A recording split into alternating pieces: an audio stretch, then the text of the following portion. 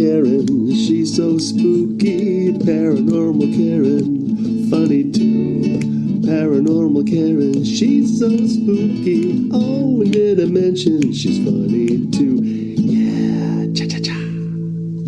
Hey everybody, welcome to Paranormal Karen. I'm so excited to be back. I did have a great month off. I know this is June and that was like, I don't know, that was a while ago that I had the month off. But everything is good. And Patreon, if you want to learn tarot and psychic development, Patreon /Rontowski. Instagram, marked private, but I'll let you in so that my thing doesn't get duplicated. I don't know what else. Join my email list. Get karenrontowski.com because I got comedy dates coming up and I'm a terrible promoter, so I'll send them out that way. And today, super excited. Last time I had Alex Glynn on, she was fantastic. We did shadows work and I was screaming all that was wrong with me at her. And it was so fun. And it was just one of my all-time favorite podcasts. And then as we were hanging up, Alex, you said something about death energy. And I was like, what's that? Come back on. And here she is. Alex, good to have you back. Thank you so much for having me back. I'm very excited to be with you again. And also, I do want to tell people, follow your Instagram. Everything is embracingwild.com and embracingwild on Instagram also, right?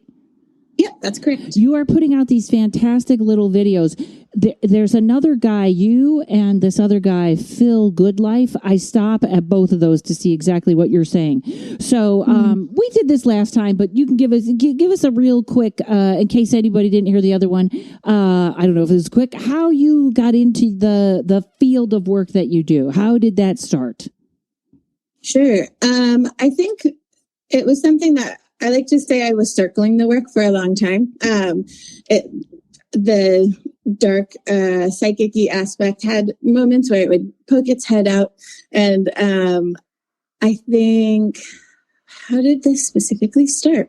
I actually had a really significant loss. I was a surrogate for a family, and we had two attempts at surrogacy, and they both failed. And I had felt like I was really I thought this was my thing. This is what I was supposed to be doing. I thought I heard the message so clearly. And the loss of both of those attempts at surrogacy, I ended up using that recovery time to do a past life regression. And realistically, the way that I got into Reiki was I wanted to see this lovely regression therapist in my area. And she was really expensive and I wanted to meet her first, and she had a Reiki offering.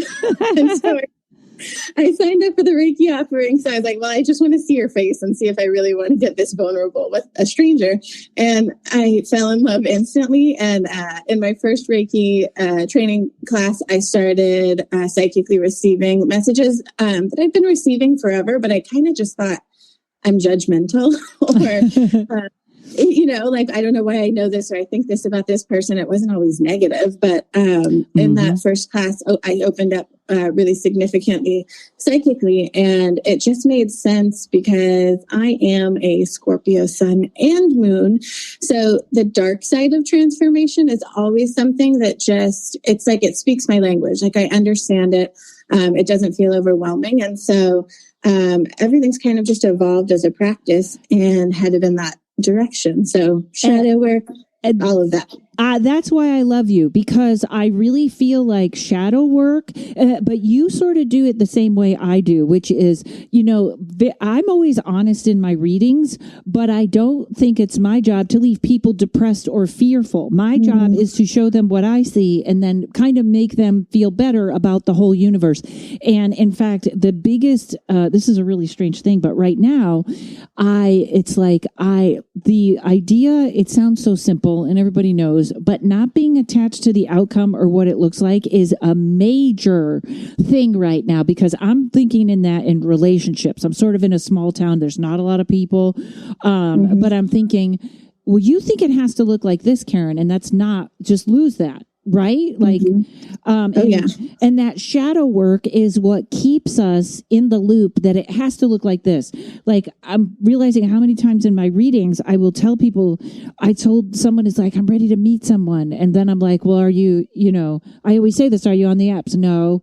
Are you out in places? No. Well, what do you want? You know what I mean? Like, you don't want to meet someone. If you're not doing that, you don't want to, like, get your head together. But a real interesting thing that you hit on, which is, by the way, I tell everyone to go to Reiki shares. I think they're great. Oh, I agree. Being one, I am biased, but I definitely agree. Yeah, there's nothing, you never lose, and they're everywhere, and they're like $10 or $20 or something. The intuitive mind is always fighting the difference between something that is negative or judgmental. Do you know what I mean? Like, oh yeah, we're always trying to reason things out and second guess ourselves. I have people that I work with or have trained to become Reiki practitioners, and they want all the psychic giftings and things like that. And then when it shows up, it's almost overwhelming or surprising or frightening or, whatever it is. And it's like, but this is the thing you wanted. But we try to reason out what we're experiencing or try to make sense of it. And you kind of have to allow yourself that break in reality of going, what I can make sense of. Reality sometimes exists. A lot of times exists outside of that space. So, well, you know what else? It always is fascinating. You were saying, I believe the last time we talked, and it was quite a while ago, you were talking about death energy and about it being right now. Am I correct on that? I have that right? Yeah.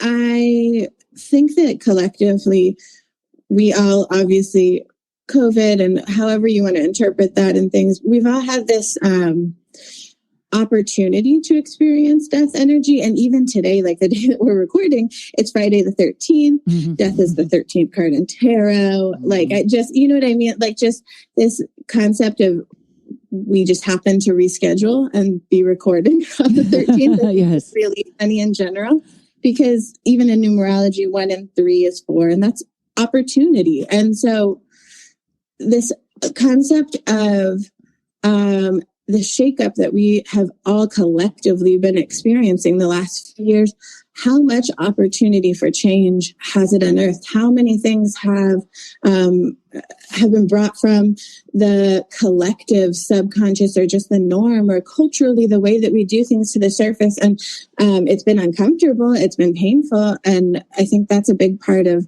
death energy in general, or even just, universal energy. There's no qualms in using pain in lessons. There's no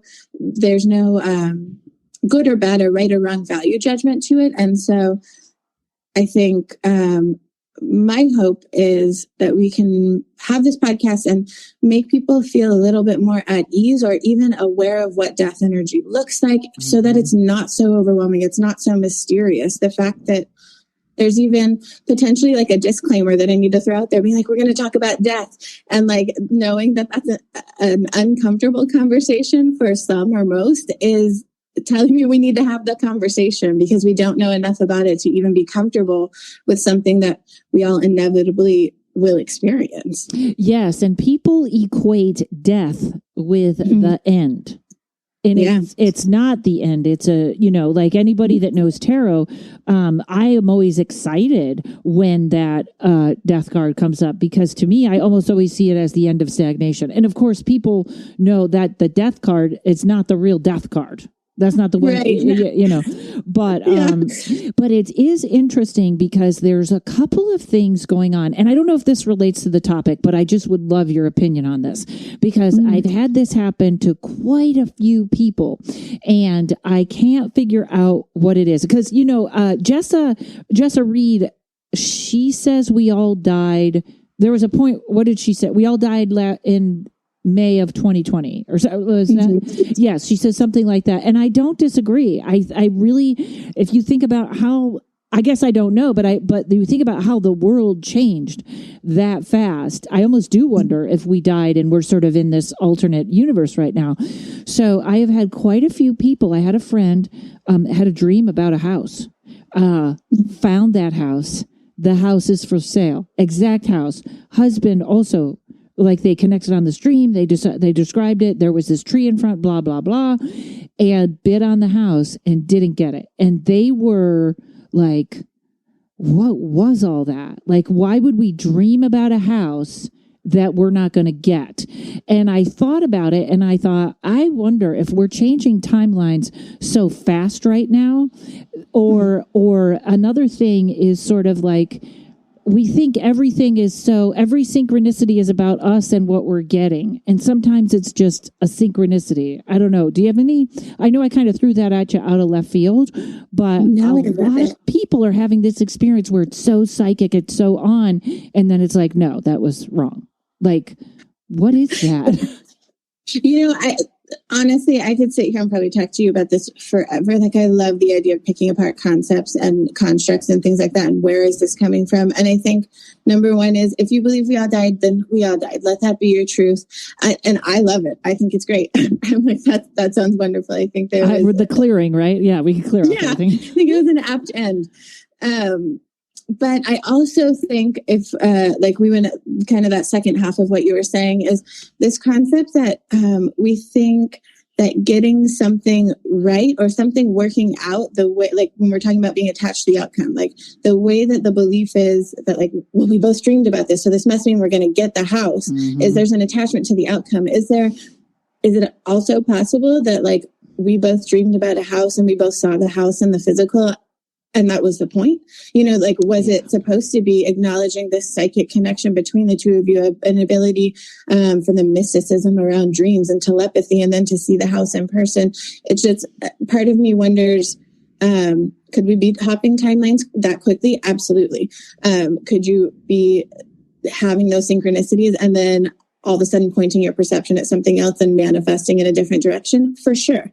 Could you also just be missing the point that you did get this correct and accurate hit, and it just didn't end in the outcome of the house being yours? I think it could go either way. Yeah, it's also, the collective consciousness is a really interesting and funny thing, because it's like we want everything to have a big meaning, and everything does have a meaning, but it's like funny because I was at an open mic and I said, let's play a game. And the game is we have to give everybody a word that doesn't really fit in their act, and they have to use the word. And whoever in the crowd guesses the word gets a drink, right? So the word I gave to my friend was redundant, and she used it, and then she went home and she said to her husband, the word was, we played this game and my word was redundant. And he said, really? That's interesting, because I just used that word. And they kind of timed it that almost the same time she was using it on stage, he was using that word at home. And that's not a word they use a lot. And I was like, right. I think sometimes we're just tapped in. Like that word. I totally agree. I'm tapped into her, she's tapped into her husband, and it all just, you know what I mean? It's not over meaningful. It's just like a snapshot of how the grid is connecting all of us. Oh, yeah. I think anybody who's ever, played around or tried to develop their psychic giftings at all will have people pop in when you're not thinking about it, not attempting to connect. And I think you're right. I think it's just indicative of the connection that we all have to each other. And then that special connection that we have to people that are just close to us, by proximity, when we interact with, and like I'm imagining it as like a well walked or well traveled path. Like it becomes easier. You kind of you can follow that path automatically. You kind of know where it curves and things like that. I think it's totally makes a ton of sense that you could have that overlap without any real intentionality. Right.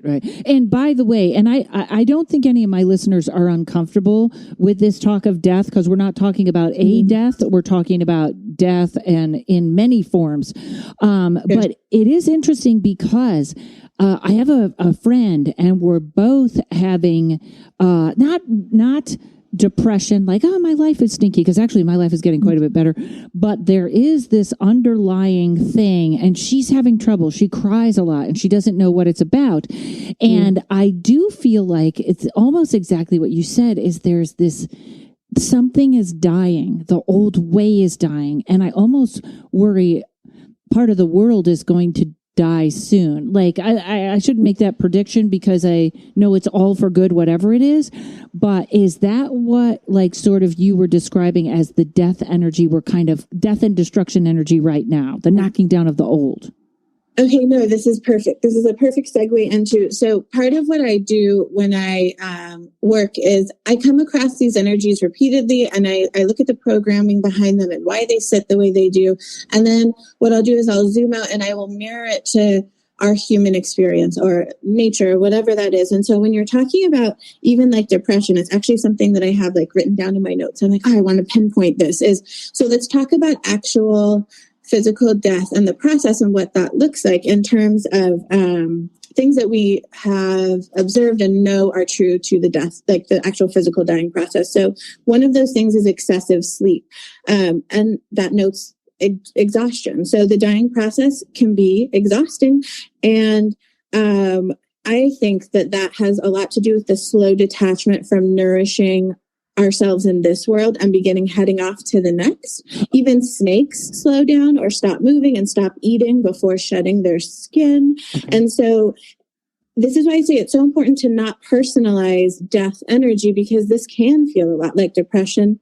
And depending on how you look at it, you can say that death, has a depression to it, but it's like a sacred one, pulling you into the depths of death in order to birth you again. So when we hit this exhaustion, where we're having trouble taking care of ourselves, or we do have trouble living, it's because, it is a symptom of interacting with death energy. And this is where I think it gets fishy when we start personalizing what's happening and thinking that it has something to do with our worth or our value or our capability or capacity. And then we project it into the future and go, I'm feeling this way, and this is a good indicator of what will be or how life will be or how capable I am to deal with what's coming, and going, no, we just need to clearly define what our small deaths that we all experience when different versions of ourselves, like pass away and then we become new versions of ourselves.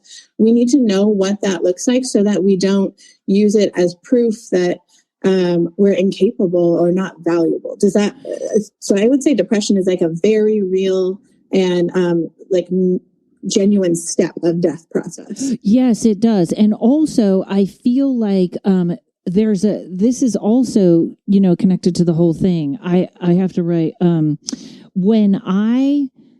so I'm a really energetic person. I'm like the Energizer Bunny. I never slow down. And when I moved here, I had never had an experience like I did, which of course actually the drive cross country felt really good. I felt kind of free. And then I hit a snowstorm and all of a sudden it was all over. All the freedom was gone. But when I got here, there was a whole thing. I took a NyQuil to go to sleep and it almost reversed. I thought I was having a heart attack. This was about after I was here a week, I hit this wall where I laid down and I couldn't get up for like 2-3 days. Like I've never been that tired. I could barely carry courage out to have him go to the bathroom. And it wasn't an illness. It was just, I think it was like the death energy of that part of my life. And I was done. I think people are having an energetic issue right now. And you know what? Let's stop this for 1 second. On the other side, I'm going to tell you a really good story, I think, about this, and then let you talk because I'm doing too much talking. Yeah. Okay, we'll be right back. Hey, everybody. I wanted to tell you about the $5 level I added to my Patreon. Starting in July, I'm going to be doing exclusive Paranormal Karen content there. It's going to be 1 to 2 episodes a month. It'll be a little different than here. Most of the episodes will be me talking about what I'm looking into or what I'm investigating or what is fascinating to me. I'm also going to be doing a series called What's Going On in Utica. When I moved here, I had no idea what a paranormal hotspot this was. People started telling me about the hauntings in their homes, and I was shocked. I have never heard stories like this, and I've been doing this about 30 years. Historically, this area is fascinating, with everything from the Underground Railroad to horrible Civil War battles to even the mob moving in at one point. And I'm also going going to be covering a lot of true crime out here. I have never done that, but the stories out here, the unsolved murders are so crazy. This place makes Los Angeles look like a kid's playground. So go to Patreon.com/Rontowski and you can sign up for the $5 Paranormal Karen level, or you can sign up for some extra tarot stuff while you're there. All right, back to the show. So I love when I have a client call and they're over to something or done, or you can hear the change. And I had this woman that like for 2 years was... she had lost her job and she was rock bottom. Like there were points when she would call me and I couldn't tell it was her. I was like, is something taken over? Or like it was that bizarre. And then I talked to her yesterday. Could I remember voices? People are always like, how do you remember my reading from last year? And I'm like, I remember your voice. I couldn't recognize her voice and I had to check 3 times, and she had gotten a new job and all this was over. But this 2-year like death process, I said to her, I know that wasn't you. I know that you, she was like, never, I don't know what happened. And I wonder like that I think is happening. Are you getting a lot of clients that are having that kind of thing happen? Oh my gosh. Yeah. And, I mean, I think the nature of like this work is people don't call you when they're feeling perfect. Yeah. So I think just in general, that's kind of where clients are typically when they book an appointment. But, the amount of clients that I have hopping out of realities or experiencing massive amounts of like dissatisfaction to the point where they're like, I can't access, the ways that I feel good. And that's even that in itself is a part of like the stage of death. So in genuine physical death, like the benefit of treatment becomes less noticeable and the harm of treatment becomes less tolerable. So when we look at that and expand it out into, our own small deaths of self, when our lives and the ways that we care for ourselves become less impactful and it actually begins to start harming us, is where I go, this is my space. So we always want to acknowledge what's no longer working and really sit with gratitude, going like, I needed this coping mechanism or this way of keeping myself safe or caring for myself for a time, but knowing that just because it's not working anymore does not mean anything negative about self. It just means I need to acknowledge that my treatment is actually beginning to harm me, not help. How do I want to shift? How do I want to change? So again, that like, it's really key with death energy to not personalize the process, because if we think a single way of caring for ourselves is going to last us the entirety of our life and its experiences, we're going to start thinking there's something wrong with us when we continue to try to care for ourselves in old ways and it's no longer serving us. It's actually holding us back. So does that make sense? It makes perfect sense. And it's kind of brilliant because you said something, you kind of said, if it's not working, and I wanted to finish that sentence with, it doesn't mean you're not working. Yes. Because it takes a huge amount of self-esteem to, and it's funny because I hear what someone with self-esteem would say in my head, and I don't always feel it, but I know, like I hear, maybe that's my higher self or angels or somebody going, like if I get bothered by a comment, my higher self will go, you walk away. You don't even know this person. Why are you, this person's on Twitter. What are you talking about? And so I know, but I can hear it, but it takes a lot of self-esteem to know when you are the problem and when you're not.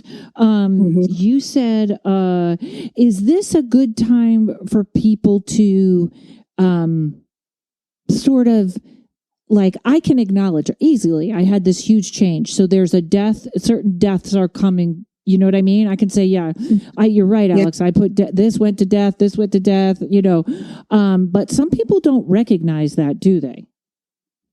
No. And that's kind of why I think there is a need for this conversation, because we've done this thing in our culture where we have really sterilized not only death, but also just our experience with anything uncomfortable. I think a lot of the ways that we attempt to innovate as a culture has a lot to do with comfort. We like progress and innovations have ease kind of as the purpose. And we've removed a lot of the things that make us uncomfortable, including part of this dying process. And so we don't even know the signs that we are in death. And so it becomes really easy to like not know what to do with it or to personalize it. And I think the key to death is death energy always takes something. Yes, death is an end, but it offers a swap. So I think a lot of people confuse loss and death. And death is this, it is an ending of something, but death always offers something else. So if you think of that, you know, the feeling of, there is this death and there's this part of me or even a person that's gone and it's left this massive hole. Death almost goes, yes, I left you space. And so that loss is this idea, you know, that, you feel like something should have been present, but it was misplaced or forgotten, and it resulted in this, you know, reduction of power or meaning or capacity of like this experience. And death is a swap. And so the way that you approach those two things are vastly different. And I think, again, there's nuance to all of this. And these just aren't conversations that we're having. I mean, how are you going to coffee and sitting down and talking about your deaths? We make it comfortable for people. We don't talk about what we feel during our own personal death processes and transformations, because again, I think society likes a nice, clean, tidy, forward-facing mask, and we've lost all of this sacred knowledge of how, you know, death and destruction really are precursors to transformation. Yes. And I love, you're so good with words. I hope you're going to get a podcast or a book or something, because that's a fabulous, the difference between loss and death is huge. I want to throw in two little things that are a little, I think a little further back, but talking about having the self-esteem to know it's not you. I remember, when I was a kid, when the Cosby Show, before we all knew back then in comedy, but one of the great episodes was the mother was being awful to everyone, yelling at everyone. Everyone was afraid, walking on eggshells because she was so angry. And he finally says, "What's happening?" And the total thing was, she was like, "I'm just tired." Right? Like she was like, "I'm just tired," and it was like sort of this brilliant premise of like a mom that was doing everything. And that was the only answer. It wasn't anything deeper than, "I'm just tired. I need a break." And that's kind of like, I think if you don't, nowadays, if you're angry, everyone's like, "Oh, did your mother hit you?" Or, you know what I mean? Like, it's so like, you shouldn't be. And she was like, "No, I'm just angry and tired and it'll be done tomorrow." You know what I mean? Like, it was just a great observation. And this is a weird thing I'm going to throw in, because you were talking about how old methods of caring for ourselves aren't really working. I find this to be enormous in energetic protection, because before it was people that kind of knew they were empaths but didn't know what to do about it. Now I feel like it's a different level. Like, even with me, I am like, okay, what is the next thing you have to add to your armor? Because it's all very active right now. So I'm just going to throw this out to people. If you can, on the Instagram, post a message, because like one of my new things is when I'm not grounded, I stand on one foot and I balance. For me, that's one that's new. Anyone that has any good protection or grounding that's outside of the usual, of covering yourself in a white light or a case, anyone that has anything out of the usual, put it on the Instagram. I'd love to hear if anyone knows the new protection. How's that sound? I love that. I love standing on one foot and pulling balance in for stuff, like just reminding the body, hey, this is what we're doing right now. I think that's fantastic. Oh, thanks. I mean, and it's funny because in yoga, my balance is wicked lately. I don't know, it's not going well, but I'm like, okay, just keep trying. So, do you think, and this is a little bit of a loaded question, but I keep doing this to you. I every time I'm on with you, there's a death coming to the world, don't you think? Will you say that one more time for me? There's a death coming to the world or our country, or there's something brewing. I mean, I think we all feel it, but go ahead. I'll let you talk. Yeah, no, I totally agree. I think that I think we kind of in the spiritual community all know that we kind of act as mirrors for each other's process. And so I think the fact that we're in Pluto return for, the United States. And I think the fact that we've all had this massive experience with death feels very preparatory for understanding change. I think it's even funny because there's like a labor to death. So death has like an actual labor process in the same way that birth does. And as someone who has given birth to children, being prepared is something that decreases like the fear anxiety response around the unknown. And so I think just the past few years that we've had, I think it would be silly to almost be like, and that was for nothing, nothing's coming. So yeah, I wouldn't be surprised at all if there are still massive shifts and big transformations, including, death process that I don't think we're done. I don't. And, for me, because I used to be quite a news junkie, and I'll never forget when Jessa was saying we all were given the gift of discernment. And I can't watch any news now. I can watch it all for about 10 minutes to get the headline. But I feel like, I don't know that the people on the news are intentionally lying or they're reading the lies that are handed to them, but I feel violated by the news now. I know this sounds crazy, but energetically, I think that's going to come. That's what's going to implode, hopefully. What are some clues? Let's start out with clues that someone may not realize they're in a death process. Like what, besides being tired, like you said? Sure. So, okay, I guess let's hit on this one. So visioning is actually a part of the real death process. So people who are in that process of dying will see loved ones who've already passed. And the idea is that they come to escort you in your journey to the other side prior to physical death. And so my next question to that is, so what energies come to escort you through personal deaths? And this is where I go, it's so key to not personalize the process, because I think some of the sacred energies around death have to do with pain and discomfort, restlessness, confusion, grief, and change. And so this is where I go, when you're experiencing those things, going, is there just being willing to ask and observe, is there a part of me that's dying? Are there things that I'm ready to let go of? And again, death is so specific that I always personify energies. And so I'm like, death will come and she will always take something.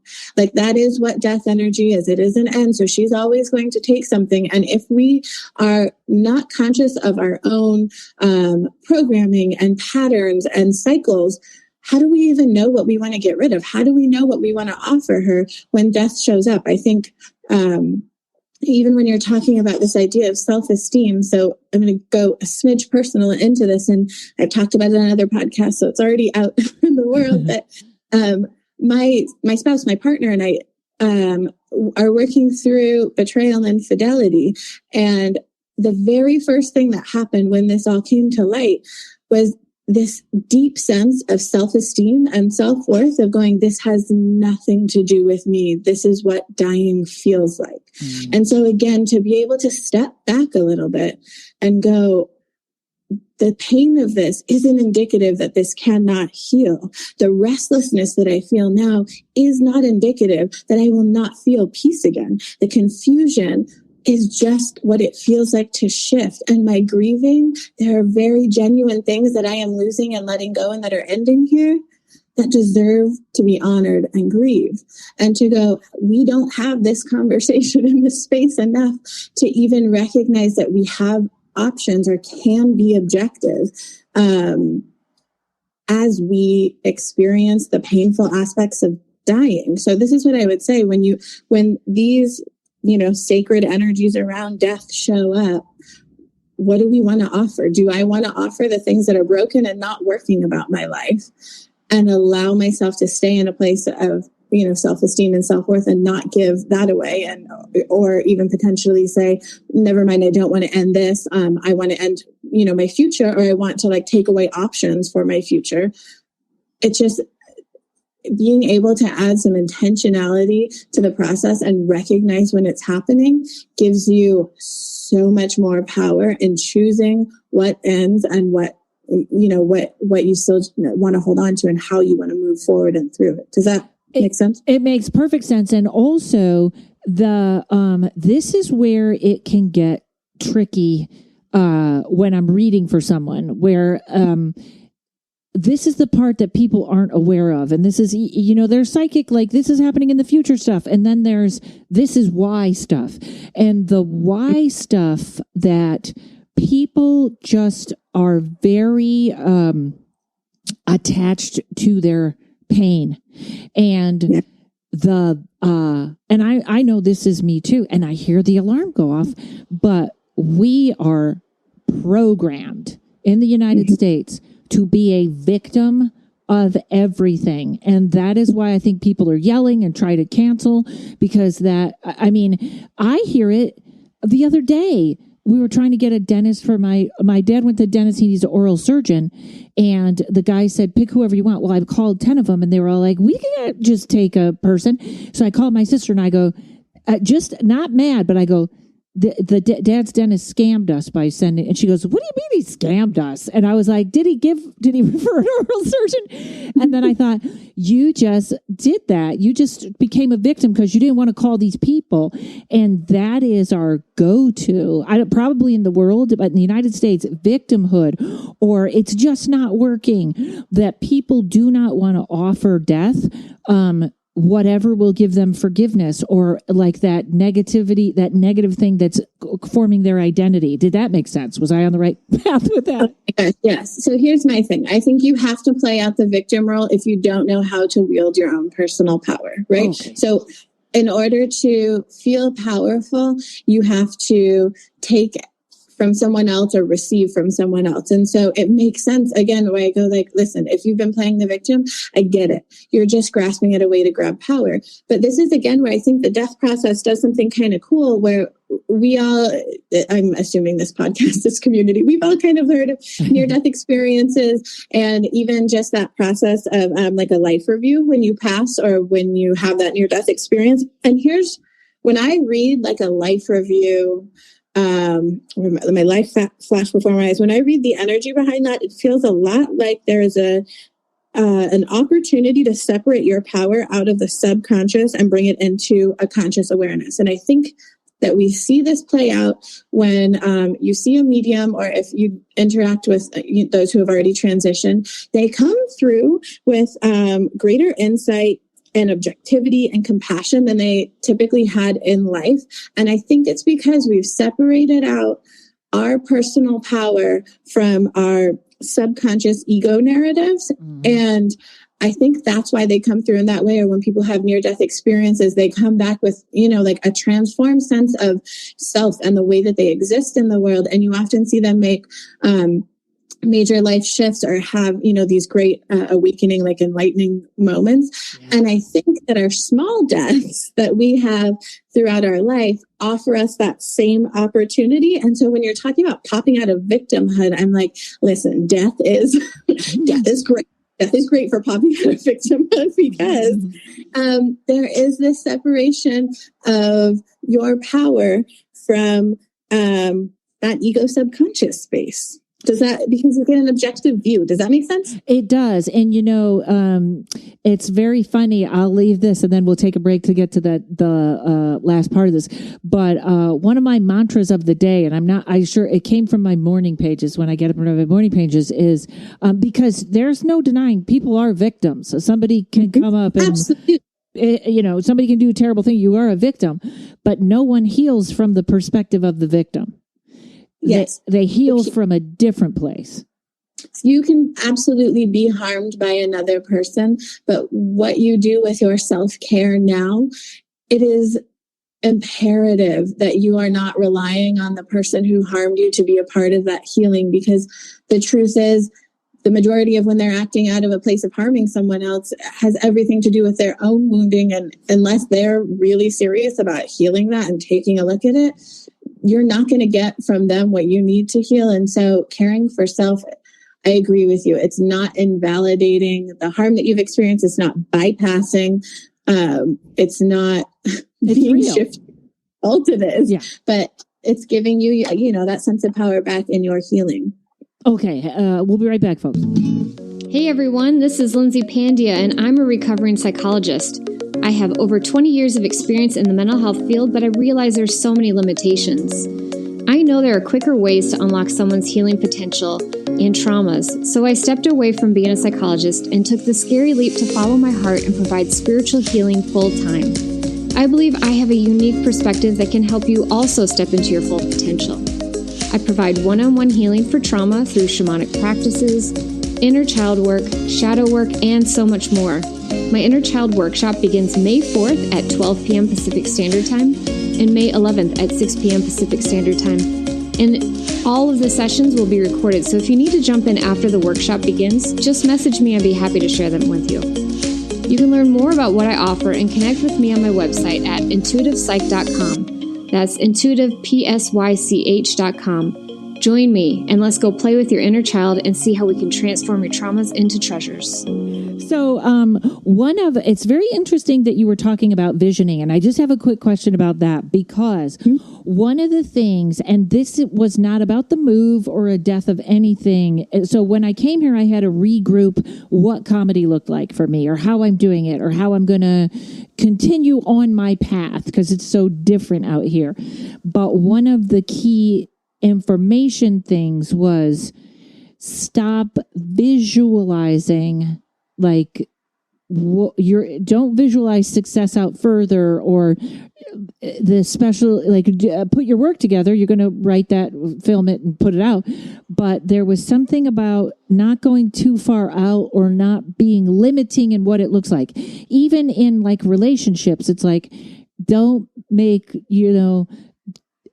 I hate it when women say there are no good men, because there are plenty of good men. They just have bellies, and some of them don't have hair, and some, you know what I mean? So to take off any limit of okay, the guy I want is going to look like this. It's take it all off and just change your visions to today. What can I do today? What can I, Carolyn Miss is all about, where is your energy? Is your energy up in some fantasy over there, or because you're mad at some person over there, and keeping your energy local. So it was funny because you mentioned visioning, I think, in a different way, but sometimes I think the death of what something is supposed to look like is really important. Oh my gosh, yes. And I think you're hitting the nail right on the head. Just this idea of when confusion or restlessness about your situation comes forward, it's going, one of the things that I had this really cool client who his belief was that he wanted to be successful, but he wanted it to all come through hard work. He's an expert, or he's excellent at putting effort into his field. And I was like, but what if it wants to come through fun?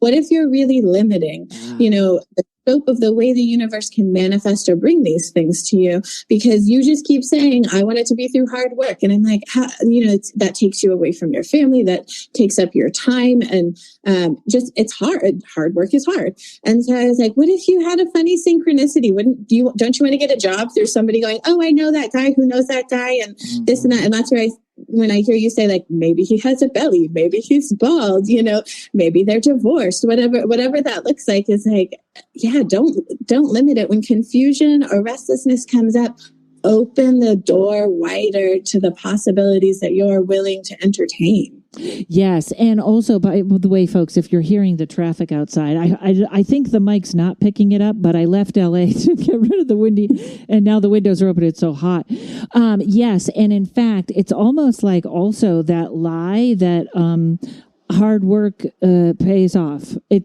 can, but it's not the only way. I remember when I used to say, it's so funny because I used to say, I always thought I was the luckiest person. And I remember when I was in show business, and I was first started out, and I can't remember why, but I said to my father, I feel like I'm the luckiest person. And he goes, I have never seen anyone work harder than you do. What are you talking about? And then I think I was better off on the path of, I'm the luckiest person, because I kind of was like, yeah, I deserve more. You get that entitlement from it. But I'm the luckiest person is the better mantra. So is there a difference? Because you mentioned these two words, death energy and destruction energy, because destruction would be the tower card, right? Yes. Yeah, exactly.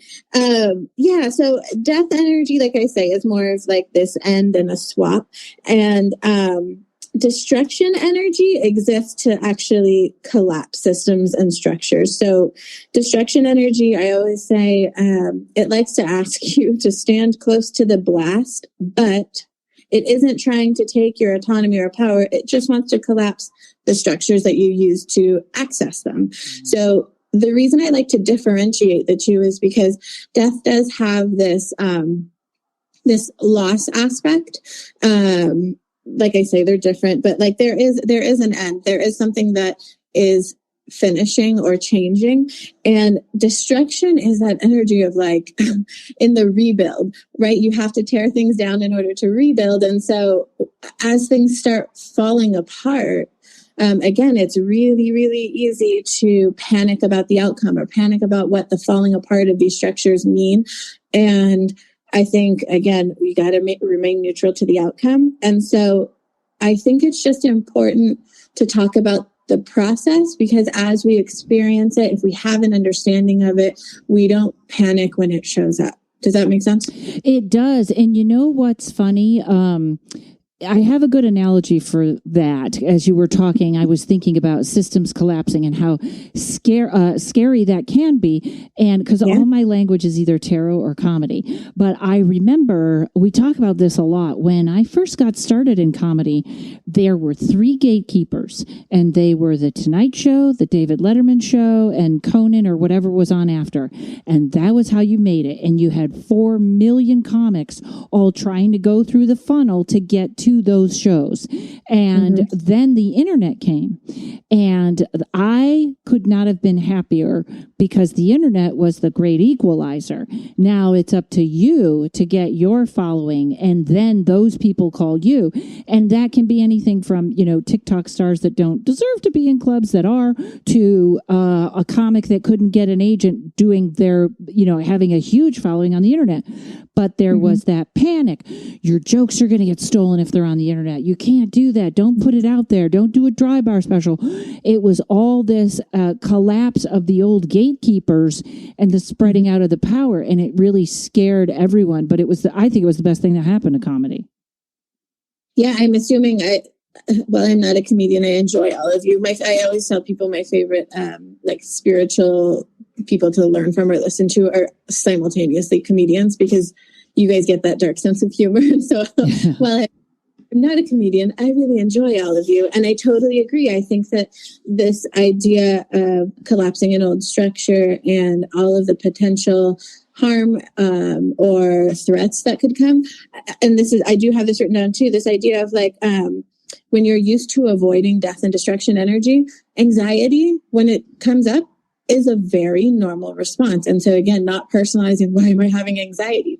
Well, because I don't know how to, without great effort, hold space for this. And so my own security system is flaring and going like, all of these things are threatening. We usually avoid these. And so just going anxiety or fear about what this does mean for the future is a very normal reaction to both of these things. And again, to not go like, I'm broken, I'm doing something wrong, I'm out of alignment because I'm experiencing anxiety. No, just no. I'm not even going to get on the thought. It's just a solid no. That's not how that works. Yes, exactly. And it's really kind of the ultimate faith in the universe or in yourself. I mean, let's be honest. During the pandemic, there's some terrible stories, and even the homeless problem in LA and everywhere is crazy. But a lot of people were pulling rabbits out of hats and making it work and changing their business and finding money where they never found it before. And that was like actually a kind of I really think that makes me happy. The gym I go to, she was open 12 weeks and then pandemic shut down and she's open again. And I don't even want to ask, but I'm like, she's such a survivor. You know, she's just doing it. We just keep doing it. Just keep going. And that is about it. Now, for the real thing, and this is really everyone, but certain people are more resistant to change than others. People will say that to me in readings. I hate change. And I want to say, well, then why are you getting a reading? Because if you're not going to change anything, you know what I mean? Like if you want... Yeah, you already have to say, but keep doing what you're doing. Yes, my favorite saying, if you want change, change. Like, yeah. Right? I agree. You know, I think that attachment to staying the same or stagnation has a lot to do, again, with that idea of like personalizing energy or like remaining really, really invested in the outcome, because there's this idea that like good energy might make you good. And it might mean that your future is going to be good. But the truth is good energy doesn't make you good. And it does not mean your future is necessarily going to be good. Just the same that bad energy doesn't make you bad and doesn't mean you're going to have a bad future. And so I think when we like personalize, we create these value judgments of self when we encounter these specific energies. And so it would make sense why change is really a threatening experience versus something that you actually have autonomy and free will and choice in that situation. Does that make sense? It does. And it also is, you know, it is that a lot of these people that hate change are not happy, but it's like the devil they know. Oh yeah, absolutely. And I think here's the thing, even when I come across clients who do this, I go, there is a safety and familiarity. And if you need to play out this dynamic longer to understand it, or until you have the resources that you feel ready to jump from, I'm not going to push you out of the boat. Like I love you. And if you need to explore this dynamic of powerlessness or fear or anxiety better so that you know what to anticipate, you know what you want to keep safe, you know what you're ready to let go of, you know what is causing you harm or benefiting you, play that situation out more, but just practice an observational point of view. This is one of those things where I go, I'm not the right practitioner for you if you want me to tell you what to do. I'm going to tell you what your options are, and I'm going to tell you the themes of the choices that you have here to make, and what lessons are going to continue to be offered or what new lessons will be offered. But I don't think that I don't think you're less spiritual. I don't think you're less valuable. I don't think you are letting go of, well, here they're kind of correcting me as I'm saying. I can hear my guides going, tweak the way you're going to say this next one. I was going to say, I don't think you're letting go of opportunity, but you are, but it'll come back around. It's okay. Yeah. Or it'll regroup into what it's supposed. I believe that in life we have bullet points that we're supposed to hit, and how we get to those in between is our choice. Do we want to suffer the whole way, or do we want to laugh the whole way, or some of it? You know, it's funny what you said about energy, because my teacher once had told me, I had a friend that could literally see spirits. Like sometimes she didn't know who was real and who wasn't. And she was good with it. She wasn't somebody that was freaked out by it. And her father passed away suddenly, and he was young. He was like 50. And she was so close to him, and she was in such grief that all that vision went away.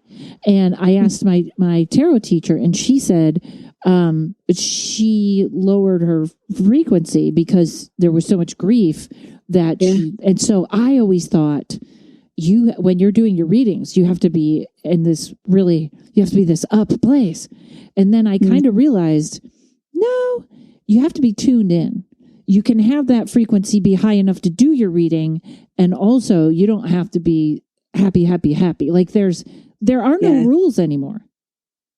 Yeah, no, I totally agree. And I think realistically, if you're always happy, how do you even offer someone compassion or understanding, or even a neutral, you can't really offer someone a honest, neutral standpoint if you believe you have to be happy all the time. That's going to come through in the messages that you receive and how you give them to your clients or even just loved ones. And so I think even that is, a paradigm that you can collapse out and go like, as I experience grief or loss in my own world and recognize I'm still capable of connecting and receiving messages, I then expand my belief that my clients can also experience grief and loss and not be missing out on significant pieces. I think that we dip into low energy in the same way that it is. And I don't like using like the terms low, but just to get the message across clearly, I think we dip into that energy in the same necessary way that we go up into higher energy. I think they both are equally necessary and offer equally meaningful lessons. So to limit one because we think that we're out of alignment or something, it would be really limiting the ways that you're willing to learn again. Yes. And I find the more, and this is actually something Carolyn Miss talks about that I started to pick up on a while, the more you know about you, the better the reader you are. Because there's always that, it's sort of a stereotype of the carnival reader who is a gypsy stealing money, but pulls out, they can be connected like that and has three things that don't turn out to be true. But to know who you are is to really be able to read other people. It's interesting because it is almost like being a reader is a little bit like a comic. There are some great young readers and there are some great young comics. But when you have the life experience to know and to be able to say to someone, this is coming, but it's not the end of your life. It's not, it's just going to look different. Yeah. One is, I think, exactly what you're saying, pulling a rabbit out of a hat. It's chance and there is natural talent there, but the other knows how to take a hit. And there's longevity to that. Yeah. So I kind of want to say advice or loose ends or anything for the folks that have really connected with what you said and just like kind of like what's the next step? Is there any like kind of anything I missed in questioning you and interrogating you? Oh, I don't know. No, I don't know about miss, but let me leave you with this metaphor, I guess. So, in the magical, mystical world, we burn sacred herbs or things like Palo Santo, and we accept the necessary destruction that exists within fire, right? We know that those herbs or wood or whatever it is going to change. And we also know that the effect of that burning is smoke. And we recognize that smoke does, provides us this clearing and cleansing medicine. Mm-hmm. And so what if we were to, recognize and see ourselves as those herbs or that Palo Santo or whatever it is, and really embracing the concept of destruction so that we can start clearing and cleansing, our lives and expand that concept throughout. So once you can do it for yourself, once you can say, you know what, I'm willing to recognize that part of my transformation is change. And part of that change does have painful concepts. Once we can really hold space for ourselves in that, what does that mean to hold space for the person next to you or your family? And then again, as we expand that out, how beautiful, how much more sacred, how do we get to pull in death energy in a way that's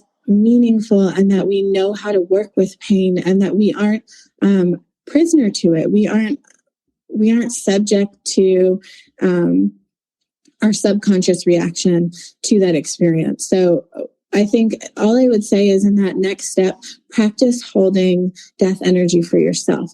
Practice experiencing it and not personalizing it. Sorry, I'm running out of words. Practice not running from it. Practice not ignoring it. Practice not disassociating from it. Practice going deeper into it, but not being consumed by it. I think it's so important to know that this energy does consume, but it does not have to consume you. There is a massive boundary and differentiation between the two. And when we start to allow ourselves to learn and teach these concepts and have these conversations, we can feel the difference between bumping up against consuming death and destruction energy and not feeling as if we in our physical body or our energetic body have to also be consumed, die, or destroyed. I love it. And also, I love, first of all, whenever you have the next topic, email me and we'll just tape another episode, because I really love your philosophical mind and how you go at this and everything. And your conversations are so enlightening. And I love that you said exchange, because it's almost like it's not a gift exchange. You can exchange. Like the other day I was thinking, I was like, show me why I'm not meeting the right person. And then I was like, wait, don't show me. Because that could be, I was like, give me the message. Because I know sometimes when we ask them to show us, it can be very intense. Oh, stupid motorcycles are all out. But remember, you can exchange like not being able to forgive, or exchanging whatever has me stuck, or being afraid of change. You can exchange those things and death will take them, correct? Yes. Oh, yes, absolutely. I think that's the thing to remember, that we have all of these deities, that are very like, I don't know, threatening potentially, like Kali and Pele and Hecate, and just, all of these deities that guard over, death, destruction, transitions, and things like this. And at the core of them, they offer something, like you can work with them. They aren't here to just violate your space. They show up for a sacred purpose. But I think that there is some choice and autonomy in what that give and take is. And again, when you can bring some ability to observe it from a neutral standpoint, you get to be like an active participant in it, rather than feeling, and we've come full circle, victim to experience. Awesome. And okay, so make an appointment with Alex. Alex, I hope you will come back. Alex at embracingwild.com. Watch her Instagram. The videos are great. They always just hit the day you see them. They're exactly what you need to hear. And I'm going to throw in a weird thing that is not about this topic, but I have to say, I was trying to write a podcast on chaos magic, and I got this message from two different people, so I'm just throwing it out there. It has nothing to do with tonight's topic, except that it has to do with fire. People, when you have a haunted object, do not burn it. Okay? If you have a haunted object, burning it can sometimes set what's in it loose or empower it more. So you don't want to do that. I don't know why I just had to throw that out, but I think someone out there is going, oh, wait, I thought I was going to get rid of that Ouija board or something. So I don't know why I came in. Okay.